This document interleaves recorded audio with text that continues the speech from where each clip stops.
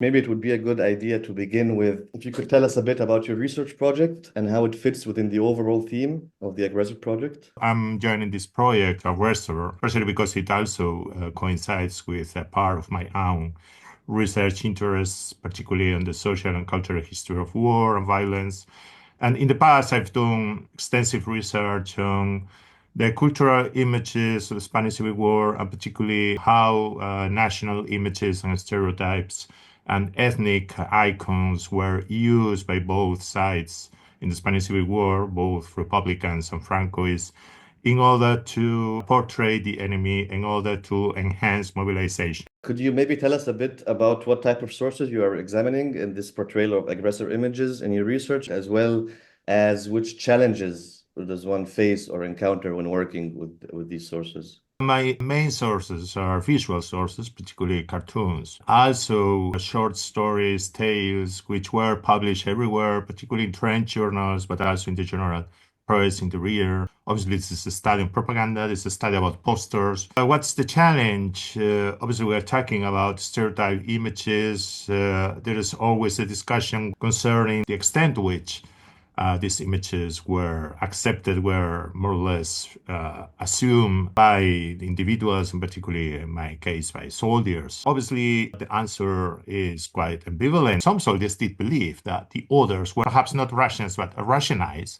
The other way around, many Republican soldiers were convinced that they were actually confronting with an enemy made up of foreigners, particularly Moors, Italians, and some Spaniards who were wrong. Maybe you can just give us a list about which specific aggressor images are present in the Spanish Civil War, and then also maybe relate that to some of the individual aggressor figures of the era. There is no individual Moorish aggressor. Usually Moors, Norther Moroccans, were portrayed as black people, as black African soldiers, in order to emphasize their otherness and their wildness, while portraying the Italians. Republican propaganda play a lot with Mussolini's images, because Mussolini was the object of derision since the late 1920s. And he was seen as the stereotypical image of Italians.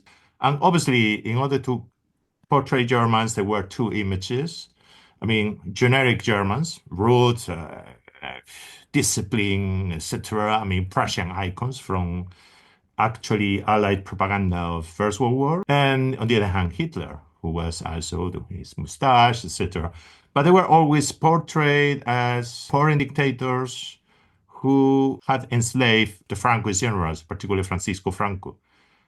Franco was small, has a tiny voice, was a weak voice, while Hitler and Mussolini were imposing characters. In the Francoist propaganda, on the other hand, you had a stereotype image of the Russian, but here you have a problem. There is no much contact between Russians and Spaniards. Before the Spanish Civil War, there were no images of Russians in Spanish popular culture. So what was the image of a Russian? And the image of a Russian was Stalin and Lenin. So the portrait was much more individualized in order to depict all Russians or all Soviets are little Stalins. The question that I'm wondering about now is if there is a legacy of this Spanish Civil War propaganda that is specific to the Spanish Civil War. Part of this propaganda, even if these models are shared with propaganda images of the First World War, even propaganda images of the Russian Civil War. However, the contents are quite specifically Spanish because they refer to Spanish history first.